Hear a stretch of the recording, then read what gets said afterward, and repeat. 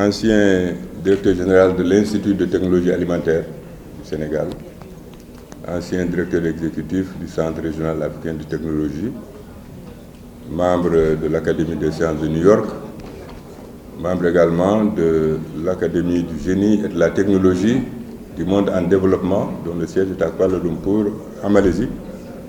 Et comme l'a dit notre frère Taïb, membre du conseil scientifique du COMSTEC.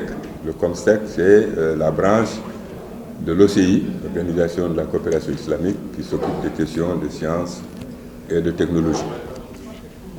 Alors, bienvenue donc à ce panel dont le thème porte sur les mécanismes de promotion sous-régionale du conseil scientifique au gouvernement et éventuelles actions en cours, avec une attention particulière sur la question qui doit guider et orienter nos travaux, à savoir comment institutionnaliser la qualification et la capacitation au métier de conseiller et de conseiller scientifique. Je pense que c'est une session qui suit un peu celle que nous venons d'avoir, qui a été brillamment menée. Alors, nous avons un retard d'un peu plus d'une heure. Nous allons essayer de gérer le temps. Et naturellement, je demande la compréhension de tous pour que chacun puisse respecter le timing qui lui aura été imparti. Je voulais d'abord, encore avec votre permission, essayer de faire un petit exposé liminaire pour bien camper notre compréhension par rapport aux problématiques ou aux questions que nous devons adresser. D'abord, il faut bien nous convaincre que les activités de conseiller, et surtout de conseiller scientifique, devant conduire à la prise de décisions politiques, requièrent au préalable un background scientifique et technique de base, ainsi qu'une bonne expérience professionnelle et par la suite des compétences additionnelles acquises par le renforcement de capacités à travers une formation continue ou continuée. Donc ça, il faut déjà s'en convaincre au départ. Et à ce titre, la faculté de conduire des activités, ces types d'activités de conseil doit dériver de véritables métiers. Il faut donc qu'on ait présent à l'esprit que les activités de conseiller doivent dériver d'un métier. Et ces métiers doivent être conçus dans un cadre institutionnel, disposant de programmes formels sous forme de modules optionnels, notamment dans les institutions d'enseignement supérieur de recherche ou dans les établissements de formation professionnelle et technique, devant permettre une qualification, c'est-à-dire l'acquisition de connaissances et de savoirs, mais également la capacitation, c'est-à-dire l'aptitude et le savoir-faire des apprenants. Apprenants pouvant être des étudiants, par exemple, dans le cursus qui se termine en master ou autre, mais aussi des gens qui sont déjà dans la profession, qui viennent faire une formation complémentaire. La deuxième chose dont nous devons nous préoccuper aussi, qui vient pour camper nos esprits, ce sont les étapes. Hier, Madiane nous a fait part des étapes de la prise de décision.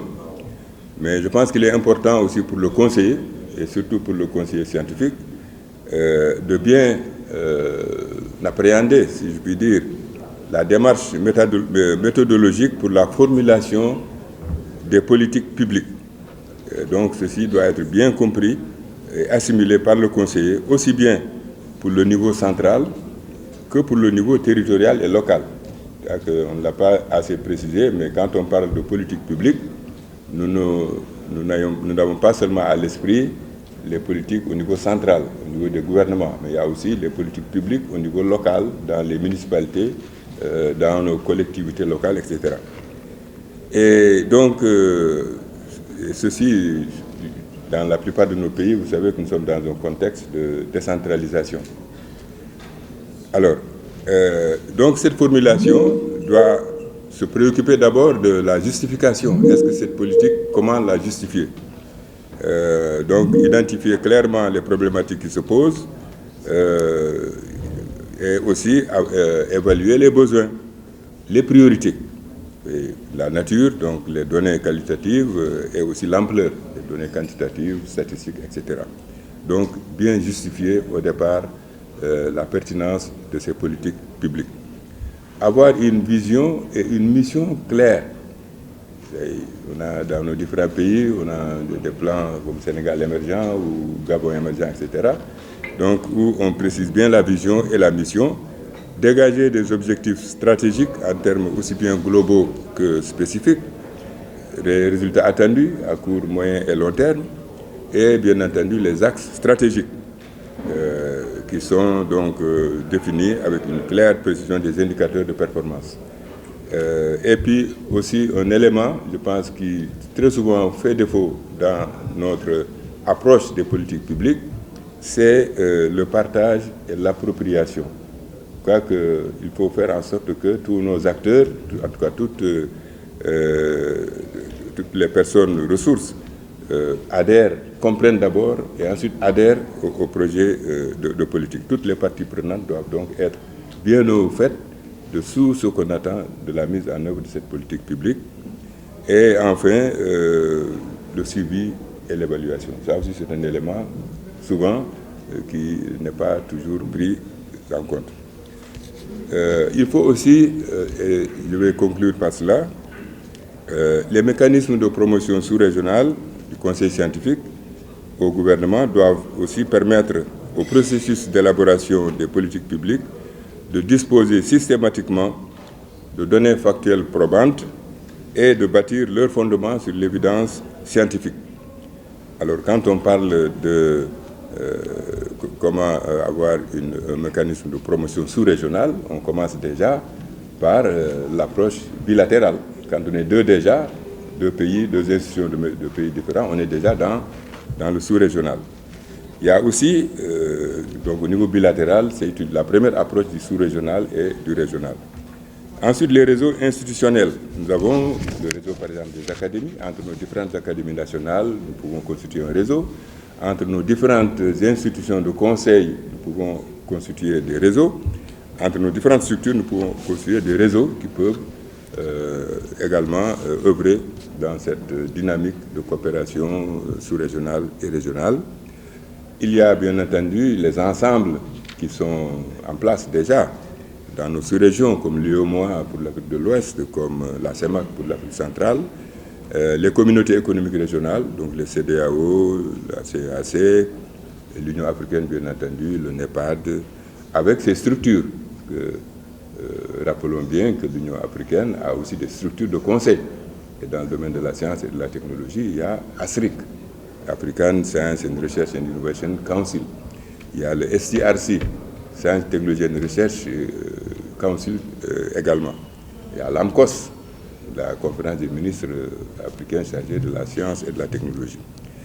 Mais il y a aussi, et je suis très heureux d'avoir avec nous des institutions internationales qui œuvrent également qui ont des programmes dans le domaine sous-régional et régional. Il y a l'UNESCO par exemple, il y a la CIA, il y a l'AUF-OIF, il y a l'Union européenne, il y a l'OCI, ses organes, il y a le PNUE, il y a l'Agence internationale atomique, etc. Donc il y a toutes ces structures qui sont internationales mais qui ont des programmes pouvant intéresser des sous-régions ou des régions. Donc c'est dire seulement que la thématique qui nous préoccupe aujourd'hui est assez vaste. Nous allons essayer au moins d'en cerner quelques-unes de façon précise, tout en respectant le timing qui nous est imparti, en tenant compte du fait que nous démarrons avec 1 heure pratiquement de retard. Alors, pour donc nous entretenir, nous avons déjà au niveau du... Je précise aussi que nos rapporteurs, cette session a des rapporteurs, donc Madame Stéphanie Mbodo, Jean-Aimé Combaté, je ne sais pas, je n'ai pas vu Combaté, est-ce qu'il est là? Combaté ou Combaté, excuse-moi la prononciation. Très bien. Alors, donc nos intervenants D'abord, nous aurons l'UNESCO qui va nous présenter dans le domaine du conseil scientifique et des efforts pour promouvoir l'Afrique par M. Dimitri Sanga, qui est le directeur du bureau régional multisectoriel de l'UNESCO pour l'Afrique de l'Ouest. Donc c'est lui qui va intervenir en premier, donc il nous fera une présentation d'une vingtaine de minutes. Et nous aurons par la suite d'éminentes contributions du professeur Ouidat Teba, je m'excuse encore pour la prononciation, Teba, qui est directrice régionale pour l'Afrique de l'Ouest de l'AUF, l'Agence universitaire de la francophonie, de Madame Mona Laroussi, qui est la directrice de l'Institut de la francophonie pour l'éducation et la formation, IFEF. Également, Dr Djanka Sanogo, qui interviendra en virtuel. Il faudra que nos amis nous précisent au niveau technique comment est-ce qu'il est prêt.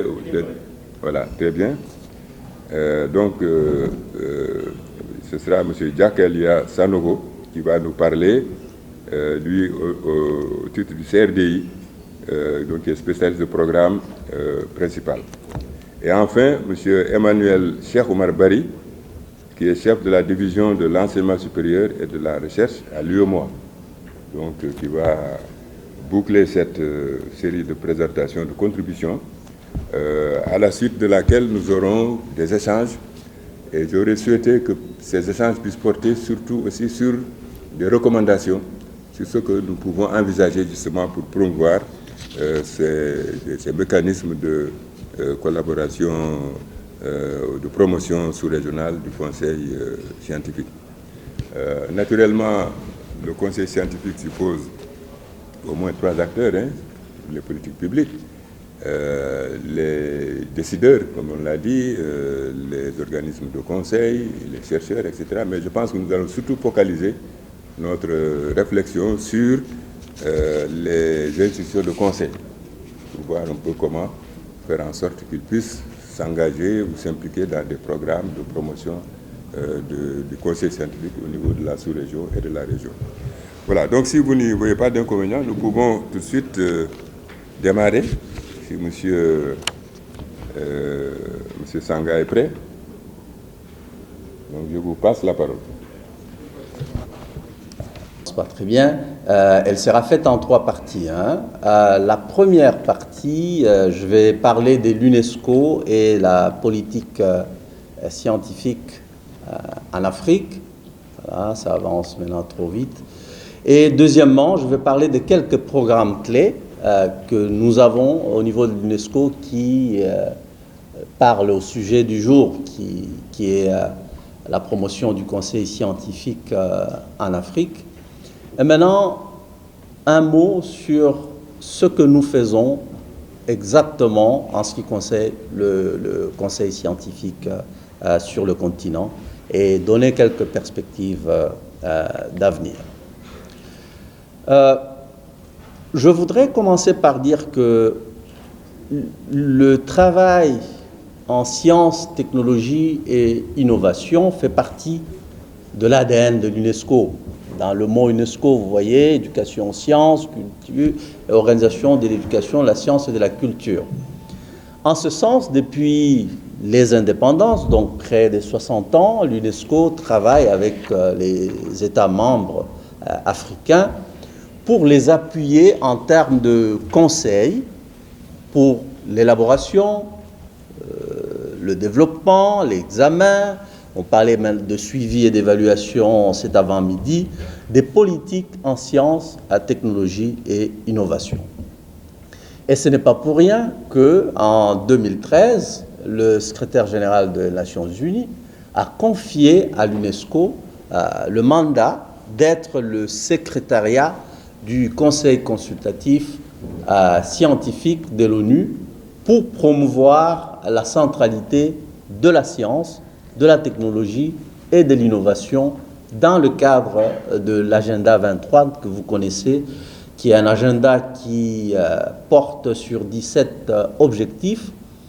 On ferait erreur de regarder tout simplement l'objectif 9 qui parle de l'innovation et dire que la science est là, mais la science, la technologie, l'innovation est partout à travers les 17 objectifs. Si vous parlez d'éradiquer la faim, évidemment, les scientifiques sont derrière ça pour pouvoir faire des recherches sur des méthodes qui nous permettraient d'avoir des rendements plus élevés pour les cultures. Lorsque vous parlez de l'égalité des sexes et de l'autonomisation des femmes, évidemment, nous faisons énormément de travail sur ce volet-là pour nous assurer que non seulement les jeunes garçons, mais aussi les jeunes filles ont accès et étudient, démystifient les sciences, les technologies, l'ingénierie et les mathématiques. Lorsque vous parlez d'une croissance inclusive, une croissance forte, une croissance qui nous permet de développer nos pays, la base de tout ça, que ce soit dans l'agenda 2030 du système des Nations Unies ou alors dans l'agenda 2063 de l'Union africaine, c'est la technologie, c'est la science. Et donc, en ce sens-là, l'UNESCO a commencé déjà à soutenir ces États à travers la série des conférences des ministres africains en charge de la science et de la technologie depuis les années 60 et jusque tout dernièrement vers les années 80. Et nous avons fait du travail en soutenant le développement des politiques de sciences, technologie et innovation dans les pays. Et évidemment, les institutions d'enseignement, de formation et d'innovation ont une place de choix dans ce processus-là. Voilà pourquoi on a créé environ 16 chaires scientifiques dans les différentes universités africaines. Je voudrais partager avec vous 2 exemples de ce type de travail que nous faisons.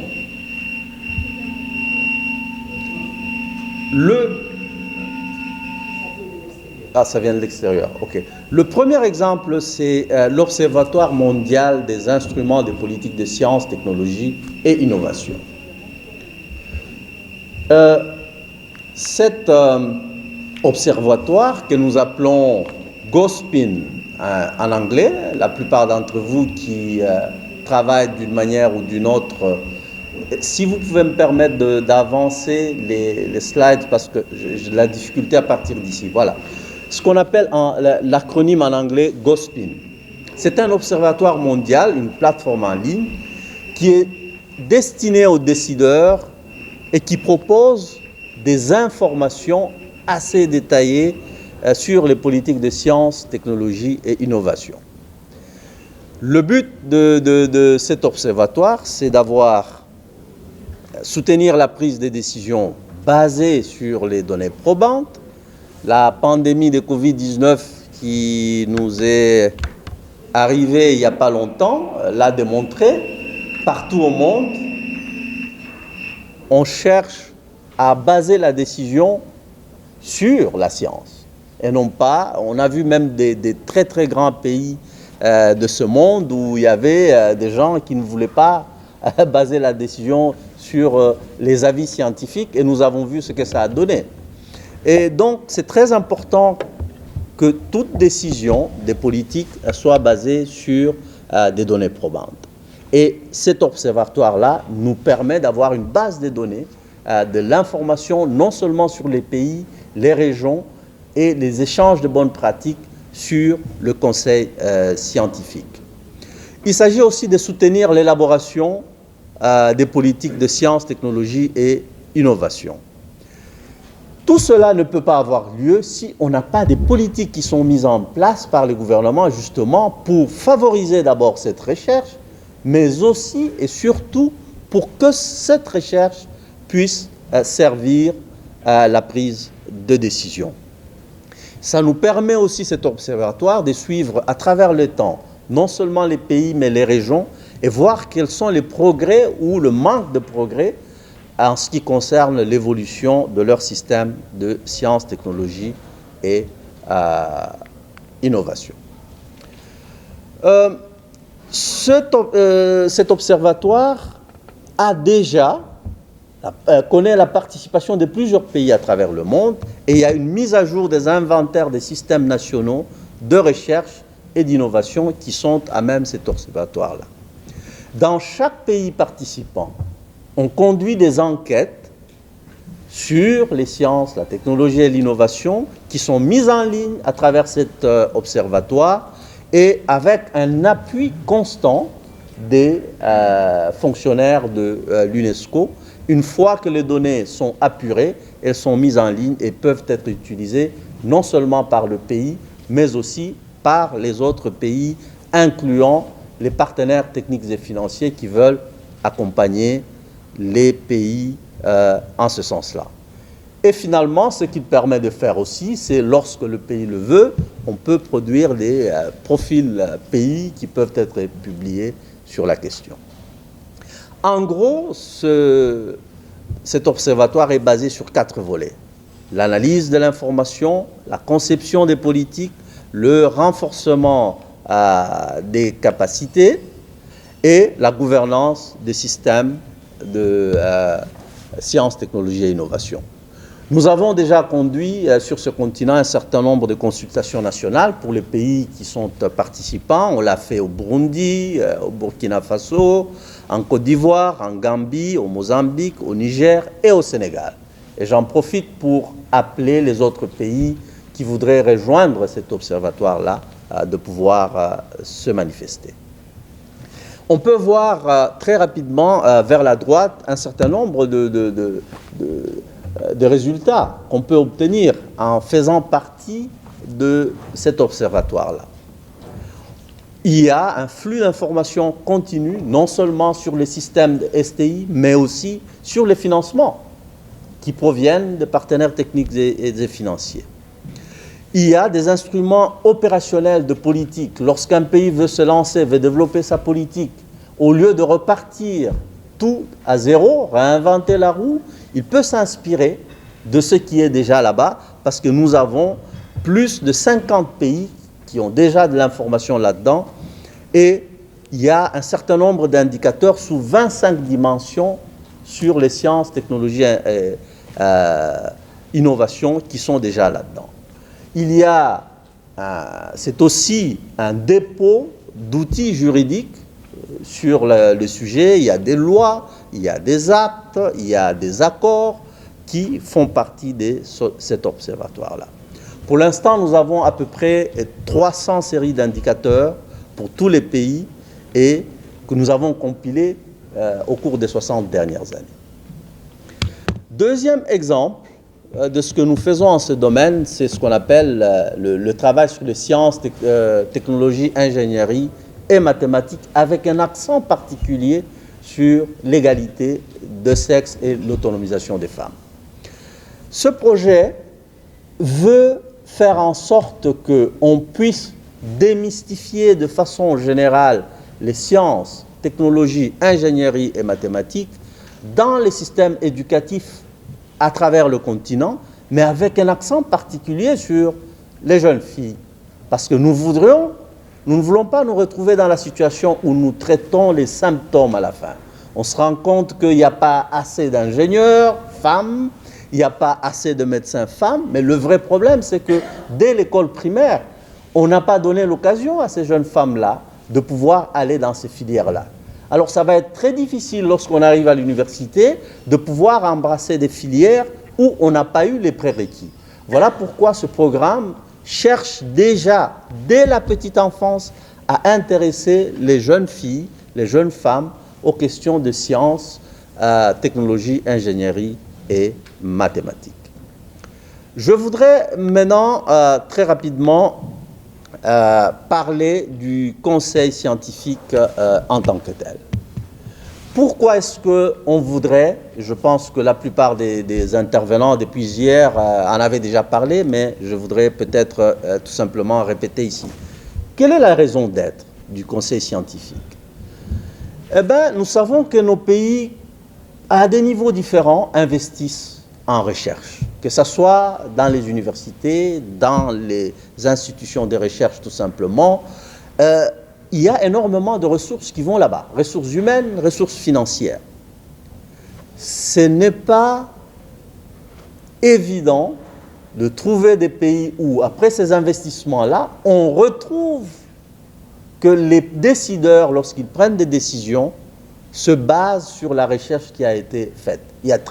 Il existe des cas certainement, mais on peut faire mieux en ce sens-là.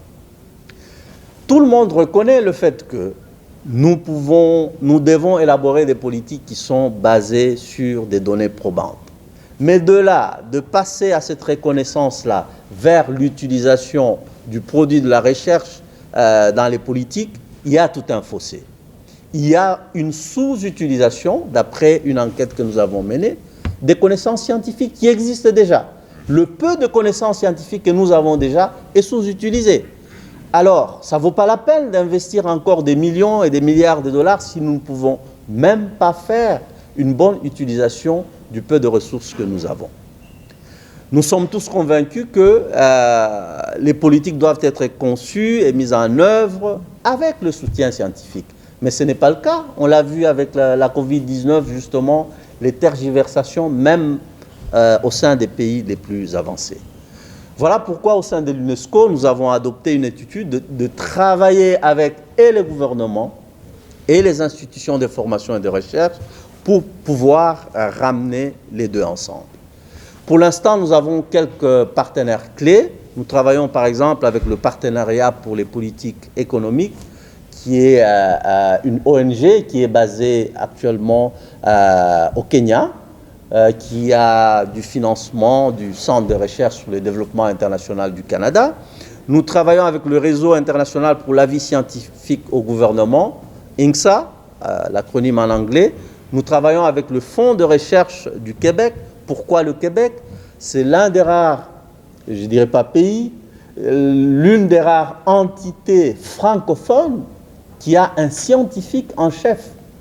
Donc toutes les décisions que le gouvernement prend sur des grandes questions, que ce soit en biologie, que ce soit sur les politiques économiques, il y a un scientifique en chef qui donne son avis sur ces questions-là. Et il est entouré d'un certain nombre de scientifiques et il consulte les autres pour ce faire.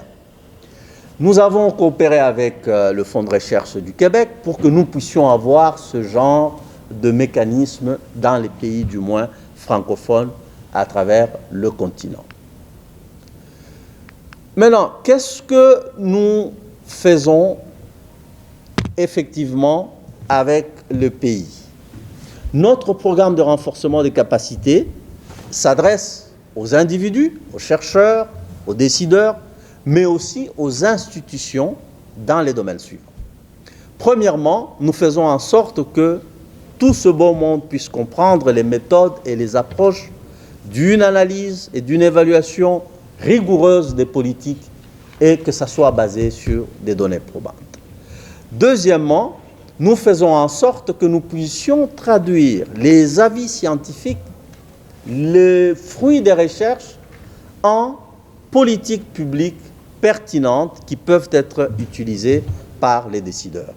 Et finalement, nous essayons de faire en sorte qu'il y ait l'échange de bonnes pratiques entre les différents pays. Juste pour vous donner deux exemples, en 2018, ici même au Sénégal, à Saly, nous avons organisé un atelier en ce sens-là sur le conseil scientifique avec des hauts cadres provenant du Burkina Faso, du Cap-Vert et du Sénégal. Une très bonne combinaison des hauts fonctionnaires dans les ministères et des scientifiques dans les institutions de recherche et les universités. En Gambie, nous avons fait quelque chose d'un peu encore plus pratique.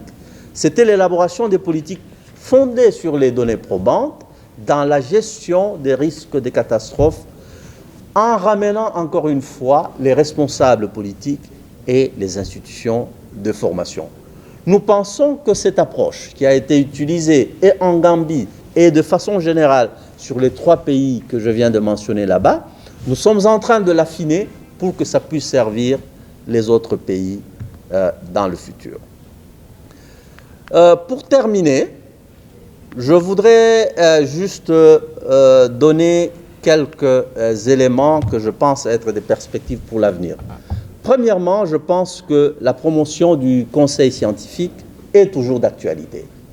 Même dans certains pays qui sont pas mal bien avancés, où on utilise l'avis scientifique pour pouvoir prendre des décisions, je pense qu'on peut faire encore plus. Parce qu'il y a quand même de la recherche qui est faite et qui traîne encore dans les tiroirs des chercheurs ci et là. Cela est très important. Pourquoi? Parce que lorsqu'on regarde que ce soit l'agenda 2030 des Nations Unies ou l'agenda 2063, si nous voulons vraiment aller vers la transformation structurelle des économies africaines, nous ne pouvons pas nous passer de la science. Nous ne pouvons pas nous passer du conseil scientifique dans nos prises de décision. L'UNESCO va continuer à accompagner les États membres sur ce volet-là, en travaillant et avec les universités et avec les décideurs, pour que les décideurs puissent comprendre qu'ils doivent non seulement investir dans la recherche, mais aussi doivent faire l'effort pour que cette recherche puisse servir la prise de décision. Et nous pensons qu'il faut aussi établir des mécanismes pour que les différentes parties prenantes puissent se parler. Les gouvernements, les institutions de formation et de recherche, le secteur privé. Lorsqu'on parle de faire un shift dans le paradigme du développement, il ne faut pas toujours penser que c'est le gouvernement qui va conduire le développement. Ce sont les communautés, c'est le secteur privé qui va financer. On parlait ce matin de l'entrepreneuriat. Eh bien, nous voyons qu'il y a un taux de décès de nouvelles entreprises aux alentours de 80%. Mais c'est parce que ces jeunes-là ne sont pas soutenus par ceux-là même qui tirent les cordons de la bourse. Ceux-là même qui sont supposés bénéficier des innovations que ces jeunes-là présentent. C'est le secteur privé. Et donc, il faut qu'ils soient autour de la table, ainsi que les partenaires techniques et financiers. Et finalement, nous pensons qu'il y a lieu d'améliorer le processus institutionnel. Je voudrais terminer par un exemple. J'attendais ce matin un panéliste parler de l'enseignement technique et professionnel et des difficultés qu'il y a sur ce continent. C'est très bien de former les jeunes. C'est très bien de leur offrir les compétences qu'il faut. Mais si ce n'est pas accompagné par des politiques qui valorisent cet enseignement technique et professionnel, eh bien, ça ne prendra pas. Si vous vous rappelez, la plupart de nos pays africains ont hérité des systèmes éducatifs du système colonial, où tout de suite, on a formé des ingénieurs, on a formé des médecins, on a oublié que pour chaque médecin, il vous faut 800 infirmières de qualité, 800 laborantins. Pour un ingénieur, il vous faut 2000 plombiers de qualité, des électriciens de qualité. Dans l'esprit de l'Africain, quel que soit le pays, l'enseignement technique et professionnel est une cinquième roue. Lorsque ça n'a pas marché dans les cursus normaux, on envoie notre enfant dans l'enseignement technique et professionnel. C'est toutes ces choses-là qu'il faut changer. Parce que sous d'autres cieux, un plombier qui a fait 6 mois de formation, et il gagne $25 de l'heure. Il peut s'acheter une maison, il peut avoir accès à un crédit. C'est toutes ces choses-là qu'on doit mettre en place. Pourquoi? Parce que c'est accompagné des cadres législatifs. Ne va pas aller faire une installation électrique dans une maison qui veut. Il faut avoir une accréditation, il faut un ordre d'électricien. C'est toutes ces choses-là qu'il faut mettre en place pour accompagner cet enseignement technique et professionnel. Je vous remercie.